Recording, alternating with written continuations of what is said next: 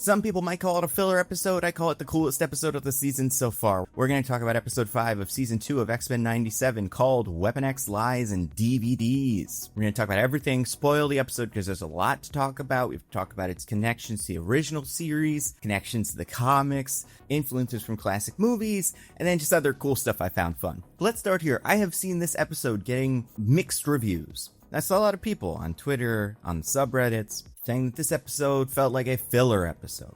This is a word that came up a lot talking about last season of The Boys, and frankly, while I understand what people mean, I understand people's desire for every episode to contribute directly to the plot of this series, especially in a season with 9 episodes. We're more than halfway through season 2 now. And this season, like season 1, moves quickly. You guys remember, in season 1, we did Inferno over the course of like 2 episodes. And while that kind of pacing might not be for everybody, I do think it's sort of to be expected by this point. And I also understand that episode 4 ended with the huge moment where Magneto died, Apocalypse was fully powered up and freed and was out to get his revenge. And people wanted to see the resolution of that plotline, and I promise you will see that very, very soon. However, the thing for me with a filler episode, where I kind of judged them, and why I don't think that title really applies to this episode, is the filler episode of a show exists to pad the season. Take a season with really 14 episodes of plot and stretch it out into 20 by adding a couple of episodes where nothing important really happens. It's much more of an old TV kind of idea, because now most streaming shows don't even get 10 episodes a season. It's like the idea that a 9-episode season of X-Men 97 would have a filler episode is bizarre.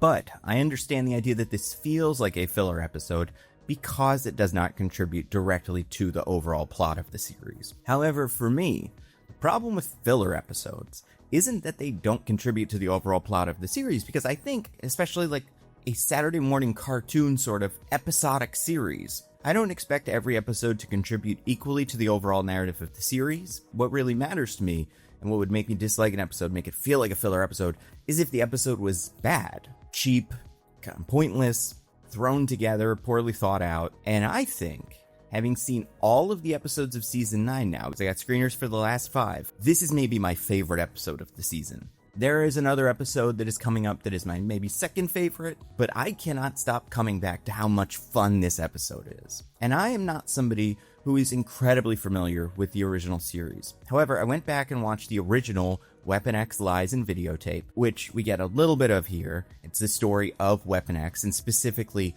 Logan and Sabretooth's relationship with Silver Fox and Maverick, and the Weapon X program tricking them into thinking they were something else. I also watched Out of the Past Parts 1 and 2, which are the Lady Deathstrike episodes, because I loved this episode so much. Like every episode this season, this one's directed by Chase Connolly. This is the first one written exclusively by Anthony Solitti. Like I imagine you gathered from the teaser at the end of last episode, this is a Wolverine episode, or it would seem like one. However, and this is where this episode's kinda genius, it's actually a Morph episode, which was really helpful for me, because I got no problem with Morph. I mean, I clearly do. I find them kind of overpowered to the point where I would love some limits on what they could do. It would make them more interesting in a fight, because otherwise they're kind of just here for cameos. Like, they can turn into the Hulk or Juggernaut. Why aren't they doing that more? And I get it, this is one of those characters that's kind of supposed to be silly, but I don't know. That's just a power that I'm not in love with. Same reason, like, I like Mystique, and I don't really like Copycat, because she can just copy everyone's mutant ability, and it's like, what's the fun in that? Mystique can only copy the physical traits of a person. Anyway, so I was not a huge fan of Morph, but it was okay because we never really got much of Morph, right? They really were, in the first season, just there so we could see Psylocke and Blob and Magic, which, like, thank you, Morph. I like Magic. I'm glad we saw Magic. But as far as connections to the characters, Morph was one that I never really had strong feelings about. And in fact, if you told me there was a Morph episode coming up, I'd probably think, all right, well, okay, maybe that'll work. I believe this episode fully sold me on Morph as a member of this team. Someone where it's interesting that they are there around these classic characters like Storm and Gambit, and someone who, like, I am excited to see more of in the future. And that is no small feat. But yeah, I want to talk about everything that happened in this episode. I'll go through it somewhat chronologically, and you gotta start at the beginning with this one, because this intro was interesting. Now, looking at what the episode was, I'm kinda bummed that we didn't get a completely original intro, kinda like we did for X-Force in episode 2, because we totally could have just had a Weapon X intro, or Team X. And like, the characters we focus on, and the clips of the episode that show in the intro, are of Wolverine, Morph, Maverick, Lady Deathstrike, and Sabretooth. So I don't know if they all got title cards, and then maybe the music was, again, a little bit more extreme, maybe in a different direction, maybe hinting at like this horror element of the episode that's going to pop up, although it's not present immediately. I thought that would have been cool. But we do see some things. We see Wolverine with Team X. We see Wolverine fighting Sabretooth. We see 2 shots from the Lady Deathstrike episode, one where Wolverine is kissing Yuriko, and then one later where she's fighting him in the subway as Lady Deathstrike. We see the one morph clip, because that is always the one they show, where Mr. Sinister goes, ha ha ha ha. But then we get our classic villains running at the heroes shot. I do want to point out, for the purposes of this episode, you get 2 villains from the lineup in this episode. Lady Deathstrike and Sabretooth are both in all of the intros. Which is interesting, because one thing I've never mentioned here is that the original intro had largely the same characters, except 2 were swapped out. Emma Frost takes the place of Thunderbird, who, I'm not sure why he's here, he's usually a good guy. There is his brother Warpath, who shows up as a bad guy originally, but then is a good guy. Does not belong around characters like Mystique and Sabretooth. And then Yuriko is now in the intro, and she takes the place of a character that I just had to do a little bit of Googling about. So when I saw this guy for the first time, I was like, oh, that's Brainchild. One of Mr. Sinister's henchmen who's got a big brain. I didn't remember exactly what he looked like, but I'm like, oh, that was a guy. And he was in the show. So I figured it was him. So I looked him up, and it is definitely not him. So I went down a relatively short rabbit hole, but asked, like, who is this little pink guy with the green outfit? If it's not Brainchild, some people thought it maybe was supposed to be an early design for someone like Mesbro, one of the main X-Men characters with telepathy, who doesn't exactly look like that, but he does have a big head, so it wouldn't be that much of a stretch. Apparently he most resembles a character called Gremlin, known in the comics as Kondraty Topolov. He was a Hulk villain and eventually became the Titanium Man. But why is he here then? Well, legend is he was an animation error. This guy was created as a stand-in, so he's probably going to be replaced by someone else. Maybe Emma Frost, maybe Lady Deathstrike. But they never swapped him out. And I think that's bizarre. This is probably something a lot of X-Men fans have always known, but like we talk about every week, so frequently there are things you don't even consider that have been in front of you the whole time. Also worth noting, and I like this change, I never mentioned it before, the animated series intro always began with this group charging at each other shot. But it was them just charging each other so they could fight. There were some people in between them running away, and the narrative that kind of describes is these X-Men are fighting the Brotherhood, all these mutants are fighting, and the normal people are getting caught in the crossfire. But what they did with the new intro that I think is really smart is they added Sentinels. So the humans are running from the Sentinels, and the mutants are running to stop the Sentinels, but the X-Men are like, I should probably stop Magneto too, because he's not very good at this. But I guess the reason Weapon X Lies and DVDs doesn't get his own intro is that you'd have to show Team Weapon X charging at something, and the reveal that the Brood are the bad guys does not come in yet. So I guess maybe you just have them charging at robots, scientists, random Weapon X guards. I don't know. Either way, this episode's amazing. Also, Weapon X Lies and DVDs is a reference to the original episode of the 90s show called Weapon X Lies and Videotape, which is a reference to a movie called Sex Lies and Videotape. And besides being a cute pun, that first episode was about the lies Weapon X had told them, and they found them on videotape. So it is a good title. We see this new Team X flying in. We got 6 characters. That's right, 6 main characters. Obviously, Wolverine and Morph are here. Then you got Lady Deathstrike, who we kind of already described. Her whole deal in the show is she's Wolverine's ex-lover who wanted revenge on Wolverine after he killed her father, who was one of the scientists involved in the Weapon X program. So Wolverine had no idea he was killing her father. In fact, Wolverine in that episode does not seem to know her last name. He knows her first name is Yuriko, but when she says, I did it for Professor Oyama, Wolverine says, So?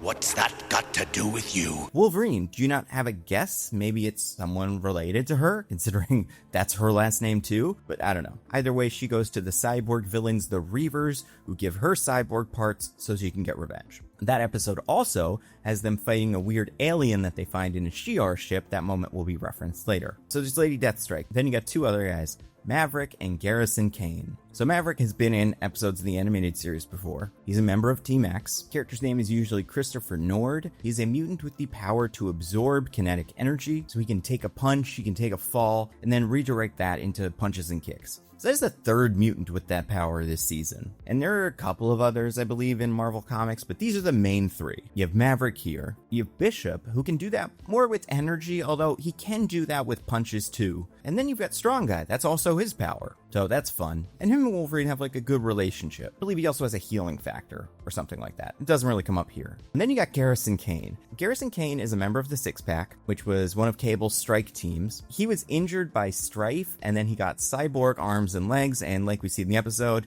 he turns them into guns and stuff. He's sort of a joke, definitely treated as such here. On the Six Pack, he is one of the younger members, so he is sort of inexperienced compared to all the rest of these guys. And to Cable, everyone's sort of a joke, because he's the most serious man that ever lived. But like, even by those standards, Garrison Kane feels very much like a character from the 90s that sort of lived and died in the 90s. Although technically in the comics, he died in 2003. If you recognize him, it's probably from this cover of X-Force 2, where he's fighting Deadpool. I would just say a relatively iconic cover. So we see all the members of this strike team, and like any good strike team, some of them don't like each other. Sabretooth is trying to flirt with Lady Deathstrike, which is great. And then Wolverine and Morph are piloting the helicopter. So we learn that they're going to a secret Weapon X base to get revenge, destroy it, find Dr. Cornelius, the person responsible for all of the Weapon X experiments. And that explains, in case people are confused, because Sabretooth and Wolverine are like bitter enemies. Sabretooth has done horrible things to Wolverine. Really, the only thing that could force them to team up is the idea of getting revenge on their shared enemy. So that does explain the dynamic here, although Sabretooth takes every opportunity to piss Wolverine off.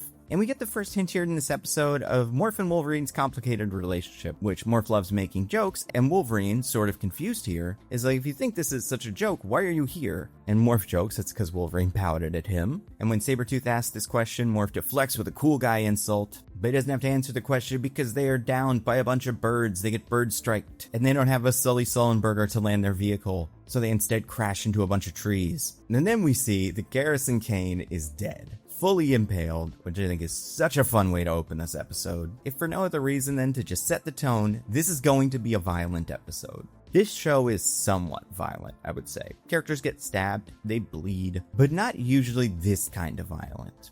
And that's one of the things that I love about this episode. The team gets attacked by a bear that's also mutated, and if you're familiar with the comics, you understand with what, but the main characters don't, because they've never encountered these things before. Morph transforms, and it's almost like Morph is region-locked in this episode, because this episode takes place in Canada, since that's where Wolverine was turned into Wolverine, and in it, Morph largely transforms into characters from Alpha Flight, the Canadian superhero team. Now, not exclusively, but I do think that's fun. I like that Morph sets themselves up with a little challenge here. And it turns out, and this makes sense, nobody knew about the Wolverine Claw thing but Morph. We get a lot of indications that something went wrong on this base, and this is where, tonally, you can see how this episode shifts from being a classic shoot-'em-up action episode to an Alien homage. Because you're running into the same thing. Characters are walking into a somewhat unfamiliar environment and finding lots of dead soldiers and scientists. But here we see a bit that I think is really interesting. Sabretooth claws a guy just to see, I guess, if he's alive or if he's got this green blood or regular blood in him. And Morph notes that it's gross and says, "When Logan told me Graydon Creed was your kid, I couldn't see it, but now, can't unsee it." To which Sabretooth replies, Should have killed the little mistake when I had the chance. It's a character named Graydon Creed, who is Sabretooth and Mystique's son. And technically, that makes him Nightcrawler's half-brother, which is interesting. He is an anti-mutant politician, kind of a more hateful and bigoted version of the first X-Men movie's Senator Kelly. He does not have any superpowers. He was in the original series as well. But he did create the anti-mutant group, the Friends of Humanity, who showed up in the first season of X-Men 97. The team encounters Dr. Cornelius, and everybody wants to get revenge, but then he has this big body horror moment and explodes into a big brood monster. And this is the first time we see the brood aliens themselves. So the brood is a race of aliens in Marvel Comics, usually associated with the X-Men, although not exclusively. And their whole thing, as is explained later, is they take over hosts and repopulate. So they're your standard sort of invasion of the body snatcher species, but they give the body snatched big giant evil teeth, and they do apparently have a hive mind. There is a brood queen, but we don't see them here. The story goes, these aliens were originally supposed to be in X-Men the Animated Series, but they weren't. Which makes sense because there is an alien race in X-Men the Animated Series in the episode Love in Vain called the Colony.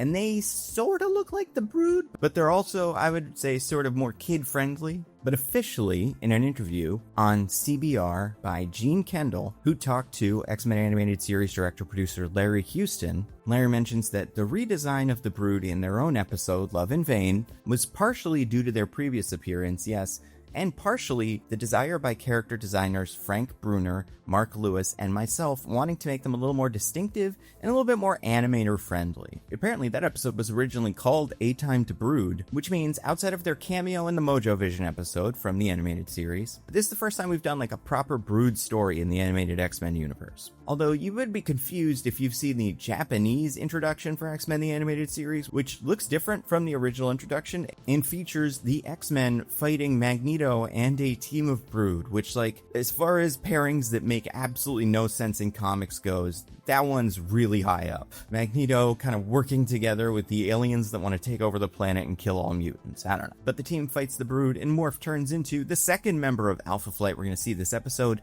Puck, who has the power to have a bouncy body. And I am such a theater nerd that when I heard about this character the first time, I thought, oh, like the fairy from A Midsummer Night's Dream. Instead of the obvious, he's like a big rubber hockey puck, because he can bounce around. But yeah, that's what his deal is. And then he turns into the Thing to crush the last Brood. Cool. But then the team does something interesting. They do a little The Thing. At this point, the team starts accusing each other of maybe being infected already and secretly working with the bad guys, which is a reference to the movie The Thing, which is all about paranoia on a snow base, very similar to this one. However, there's one shape-shifting monster. But here, none of them trusted each other, even though this is the kind of thing you figure Wolverine and Sabretooth would be able to smell. Now that they know the smell, then Morph eases tensions on the team. And then we get a great line from Sabretooth, maybe my favorite of the episode. Seen every war in my lifetime, and I stopped counting birthdays at 200. Key to surviving. Keep up with technology. And then we take a look at the cameo closet. So we see a large rack of DVDs. Now these seem to be representative of all of the different characters or experiments created by Weapon X. It's pretty fun to look at them all and try to figure out who's who. And to be fair, not all these guys need to have been created by Weapon X. They can't just be documented by Weapon X. Maybe Weapon X found them. But I'm going to try to read them all for fun, because it's fun for me. And the first time we get a look at this rack, and this is easy to miss, you do get a look of around 10 labeled cases here, so I'm just going to go through them. The first one ends with a CK, which means it's probably Puck, who we just talked about. Underneath that, you got Vanessa Carlyle, Copycat, who you might remember from the Deadpool movies. In the comics, she has the ability to copy any mutant and their mutant ability. She pretended to be Domino for a while. Then you've got Native, which is the name of another Weapon X character, who was with Wolverine after they both broke out of the Weapon X facility. Then Deadpool, you may recognize him from the Deadpool movies. A villain named Cyber, who is a Wolverine villain with an adamantium body. And fun side note, this character's civilian name, before he became the villain Cyber, was Silas Burr. Isn't that adorable?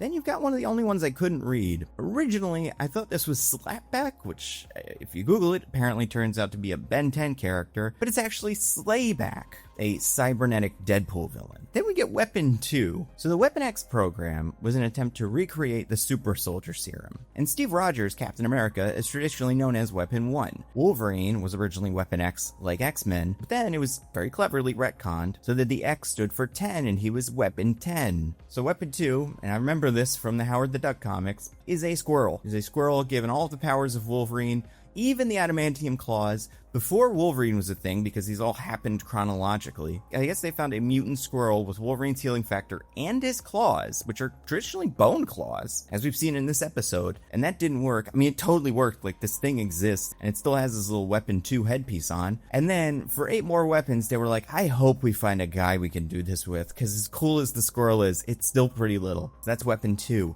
Then you have the one in here that really shocked me, Sublime. So John Sublime is a villain from around this time in comics. 97, especially in the future, is going to take a lot from the Grant Morrison, Frank Quietly era of X-Men comics. It already has, because the idea of an attack on Genosha comes from those books, even though in those books it's the result of Cassandra Nova. But one of the big villains of that run is John Sublime, the sentient bacteria who wants to destroy the X-Men, creates the U-Men, which are regular people who have mutant body parts grafted onto themselves. And I guess I find this one interesting because all of the rest of these cases are labeled with what seem to be experiments. Although traditionally, John Sublime is one of the people that worked for the Weapon X program. Secretly, like, Sublime hated mutants and influenced all of humanity to hate mutants because he's been around forever. But part of his mutant hatred involved infiltrating the Weapon Plus program, so that I guess he could influence it in the future. But he was part of the team that created Wolverine. So, like, I don't know why he's got a tape here. He should be in charge of it. So I guess they figured out what his deal was eventually.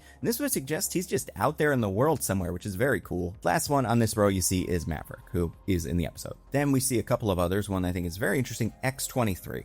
So this is Laura. Everyone's familiar with her from the Logan movie, Deadpool and Wolverine. Funny enough, she actually debuted in the cartoons, but not in this cartoon, in X-Men Evolution. And obviously, because it came out before this, she was never part of this universe. So it's cool if they worked on her. You got Ajax, who was the villain of the first Deadpool movie, Aurora, another member of Alpha Flight, and that reminded me, we did see Puck before, and we saw Aurora in the bit in episode 10 of season 1, where the Prime Sentinels attacked some mutants at the wreckage of Genosha. The other two we see here obviously are Psylocke and then Cypher. Then we see Phantom X, a very complicated mutant, also from this era in comics, who, they're pretty fun. You got Wolverine, famous from his appearance in X-Men First Class. Go f*** yourself. You have Silver Fox, who was in the original Weapon X Lives and videotape. Weapon 18, which we'll get to. Cyborg, a Wolverine villain who is, you'd guessed it, a psychic cyborg, who's involved in brainwashing Weapon X. Mastodon, funny enough, not a big giant Mastodon guy, just a spy with enhanced longevity. Or speaking of spies, then we get Winter Soldier, which makes sense because he has cybernetic parts, he's involved with brainwashing. So in this universe, Weapon X collaborated with the Russians. Winter Soldier, famously, you probably recognize from his cameo in Captain America Brave New World. Then you have Weapon 6, which is a reference to Luke Cage, who was also part of the Weapon Plus program. Then you have Ant. Now I was confused about Ant. Because sure, there's a character named Ant-Man, but there's no character named Ant. There is a character in a different comic universe called Ant, but they're not related to this at all. My best guess, and Rob from Comics Explained seems to agree, this is what they said on Twitter, is that this is probably the Black Ant, who is a robot duplicate of Eric O'Grady,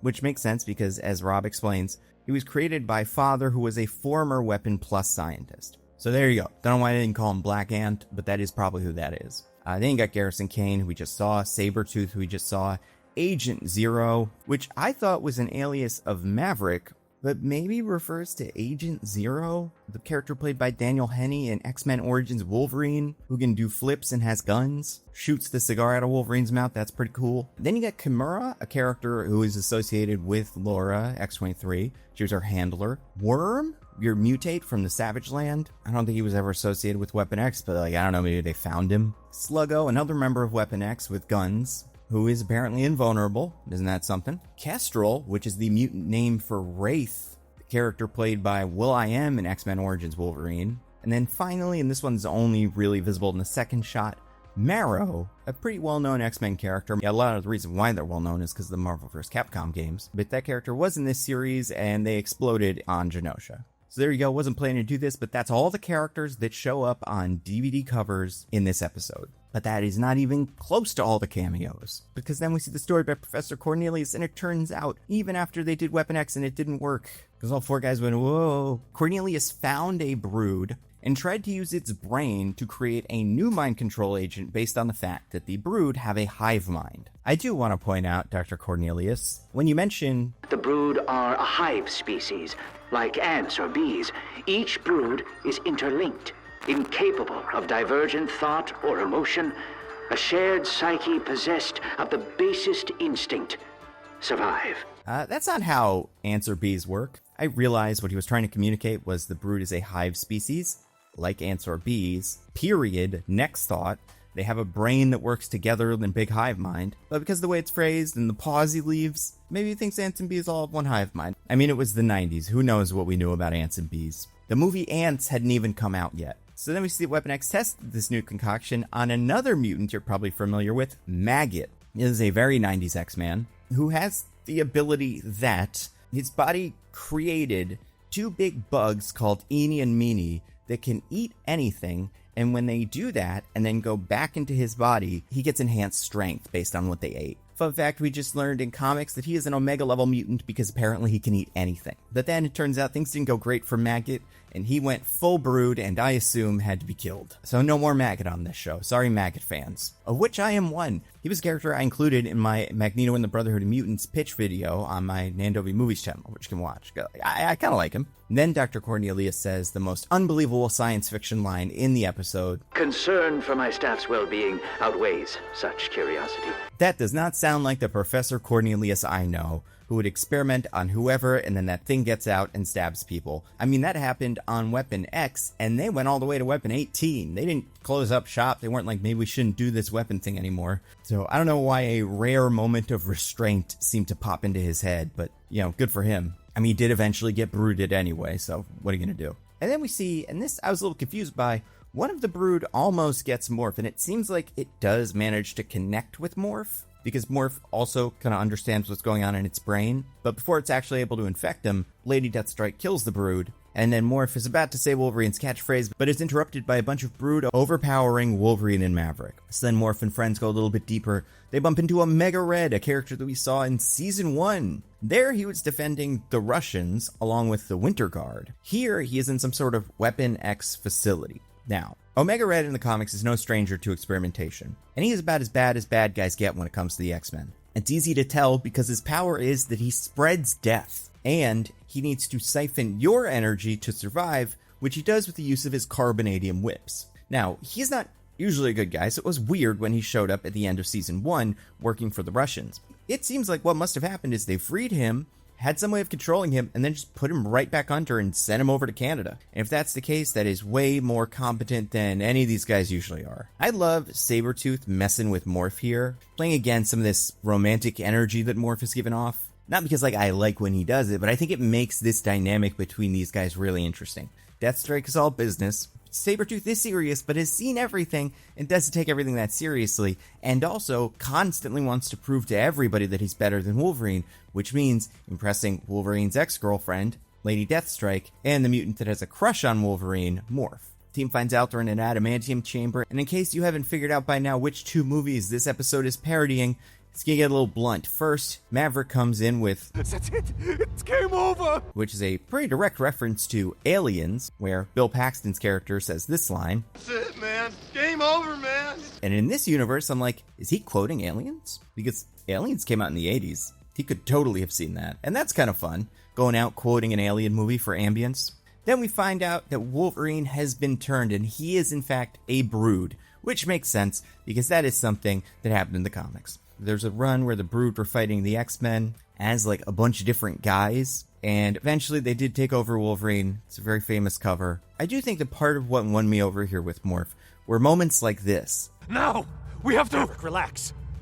Because I feel like Morph is always jokey, and that's fine. It's great to have a character that's jokey, but I do think you need to see a little bit of this in them. A little fight, a little seriousness, a little bit of them dropping the facade. And they do that a lot in emotional moments in this show. But this is Morph caring so much about Wolverine that they're able to keep their composure when pretty much everyone else can't. Then Wolverine kills Maverick, and originally I was like, well, does he kill him? He kills him. Although Maverick does have a slight healing factor, but probably not a good enough healing factor for like stabbed through the gut. And then Wolverine does this really creepy little slink away. A couple Brood go for the other two main characters. Wolverine fights Morph, and they turn into the third Alpha Flight member of this episode, Guardian. This is a weird one to me, because I was under the impression Guardian did not have superpowers. Guardian was just a guy in a suit, but from reading and following up on it, he did eventually become a cyborg, so he has stamina, strength, all that stuff. And Morph is able to use that durability to not get bitten by Brood Wolverine. Lady Deathstrike and Sabretooth both kill their broods, and Deathstrike goes to fight Wolverine, and I love the way they animate Lady Deathstrike here. She's not like moving with super speed, like faster than you can see. She's just moving very deliberately, anticipating all of Wolverine's movements, able to get out of danger. Shows that like she might be one of the most skilled fighters here, even though that's measuring against Sabretooth and Wolverine, who are like eternal warriors. But still, I don't know, she's pretty cool. And then again, in case you forgot what movies we're doing, Sabretooth picks up a flamethrower and goes full McCready on the alien that is taking over people's bodies, much like in John Carpenter's The Thing. Broodverine tosses Sabretooth into a control panel, and because this is a video game, that opens a door and frees Omega Red, who gets his own Russian-y theme music because the Newton brothers are really good at this. It only gets better. I feel like there's a specific moment later in the season, maybe even in episode 9, that I can remember that, like, musically, that's awesome. But the score is doing a lot of work here to set the scene, and I love that Arcady here gets his own dramatic Russian entrance music. And then we get our first lines from Omega Red, which for me, I was like, I have heard that voice before, but I couldn't nail down where, and this is about as good a time as any to talk about the voice cast of this episode, which I love. JP Karliak is doing their best work of the series here as Morph. I did not know they are also the voice of the Boss Baby on the Boss Baby TV show. That's fun. Obviously, Cal Dodd, great. But then some of the weirder ones. So Ben Pronsky, I do not know who this guy is, did the voice of Garrison Kane. That's fun. Apparently he was Venom in one of the Spider-Man cartoons. Then you had Dropout's own Eric Ishii doing Lady Deathstrike, and that was awesome. I feel like they're all over the place now. It's great. And then our Maverick is Crispin Freeman, who you may recognize from a bunch of things, but probably most notably the video game Overwatch, where he does the voice of Winston. And then both Sabretooth and Omega Red are voiced by Darren DePaul, who many of you probably know as the voice of Reinhardt in Overwatch. And when you hear Omega Red and you know that, it becomes so obvious. Like, I can't believe that I didn't hear it immediately. You look as bad as I feel, comrade. I love the wind in my hair. Morph turns into Deadpool here in what is easily the most useless transformation of the episode, because what does Deadpool have that Morph doesn't have? They use a sword to kill one of the Brood, so I guess there's that. But I heard people say they're turning into Deadpool so they can use Deadpool's healing factor. It's like, Morph has a healing factor. Obviously, it's pretty good. They can transform. They do it all the time. I think they were just doing this because, again, Deadpool is a mutant from Canada, and they've got to be all the Canadian mutants in this episode. And then Morph takes full control of everything, which means they have to get in a big fight with Sabretooth, so they turn into the Silver Samurai, another character we saw at the end of last season, although he wasn't really doing anything. This fight is cute because it ends when Morph tries to stab Sabretooth, misses, and accidentally hits the adamantium walls, so their sword, which is just part of their body and not made of adamantium, just like crumples. But Morph is able to convince the team that they have to do something about this, even if they don't care about Wolverine. Because if the Brood get out, everybody's dead. And that's probably true. And then Morph comes up with the plan. Now, real quick, I just want to point out something Morph says. Those DVDs we saw. They said the Brood can't survive the adamantium process. That's not what they said, Morph. They said, Like my colleagues, I too wonder if a fully transitioned subject could be tamed. Never mind, survive the adamantium process. Morph, I like this plan. I think it's great. They just said they didn't know if they could survive the adamantium process or not. Very possible that they can. I still think this is a good plan, but don't put words in Dr. Cornelius' mouth. And then, just when you were already loving this episode, Morph comes in and does a bad impression of Cyclops. And this is really what sold it for me as, like, maybe my favorite episode of the season. Especially this little stomp here. Gonna be so upset with you that I'm just gonna have to give her extra smooches tonight, Logan. And it's just fun to see Morph playing what they think Wolverine thinks of Cyclops. I especially love this line. I knew you'd come to your senses and listen to your superior. But Sabretooth ruins everything, gets beat up, explodes. Then we get this pretty gnarly shot of battle-damaged Sabretooth, which has to be, like, the most violent thing we've ever seen on this show. I'm impressed. Then we get a little bit more of the emotional core of the episode, which we've been getting throughout the story. This is why I think this episode is so good. It isn't just a fun little action trip. There is character development here. We're exploring the relationship between Morph and Wolverine. Why does Morph like Wolverine? How does Wolverine feel about that? And it makes sense because what happened in the original series, Morph feels especially indebted to Wolverine. He is loyal in a way that nobody else is. And you think about it kind of, you're like, why does Wolverine care so much about Morph? And, you know, part of it definitely comes down to Wolverine feeling guilty for letting Morph get captured. But as you see in this episode, like when Morph makes fun of Cyclops, Morph and Wolverine are probably the two members of the team that take some of these guys the least seriously. You know, Morph is always making jokes, probably at least partially to deflect from being insecure. But as you can see from this trip and the people that Wolverine used to be around, Morph fits right in. But then on the other hand, there is this tragedy with Morph, which is Morph clearly loves Wolverine, and all Morph wants is for Wolverine to love them the same way back. But he just can't. Morph wants Wolverine to change, but like Wolverine will say at the end of the episode, Some of us gotta be one thing. So when all is lost, Morph morphs back into Jean, like they did on Asteroid M, because that's the only thing that could really get through to Logan. Then Omega Red shows up and he's like, I'm gonna use the bugs to take over the Earth and rule the bugs or something. I don't know, the bugs can't kill me, so I'll be their king. And he grabs Lady Deathstrike, but then Morph does the wildest transformation we have ever seen them do, which is they turn into Spider-Man from the animated series, for memes and reaction images and things like that. And this did genuinely get me to go, oh. when this happened. Morph has some interesting transformations this season, but this is the one that, as stupid as it is, because obviously Marvel Animation owns all these guys. I'm like, they could get Spider-Man for this. Wow. It doesn't really help, but Omega Red just gets Morph anyway. So Omega Red sucks the life out of Morph. But then Wolverine shows up and does that thing from that one comic. And then they also had Hugh Jackman do it, where he does the face and beckons the enemy over. He slices up some guys. He fights Omega Red. He runs away. He closes the door by breaking the thing. And they leave as all of the Brood are very conveniently being destroyed by the explosion. So they're all dead, except I guess if there are more birds or other animals like that bear that they didn't kill and worked in the base when it exploded, then they're gonna breed and make more brood, so maybe they'll show up in the future. But it's not over, because then we need to have a little emotional moment. And this is what I really find interesting about this relationship, and what really won me over with this episode. Besides all the other things I've already said have already won me over with this episode. And it's this idea that Wolverine knows that Morph cares about him, but Wolverine believes he can't change. He is the best at what he does, and Morph can change, and he seems to admire that about Morph. Besides just obviously changing shapes, they're a character who can grow, emotionally develop, and Wolverine doesn't believe he can, mostly because he's always been this way. And you can see in these relationships, both of his Weapon X friends are dead. His brother/father, I can't remember which one it is in this show, hates him. His ex-girlfriend became a cyborg because she hates him so much. And Wolverine just instinctively really dislikes Cyclops, probably mostly just because he's jealous. Also because he's tall. But I think this is a really interesting way to frame their relationship. Because I always saw it as the other way, where Wolverine is this character who can always heal, he can always get better, he can always improve.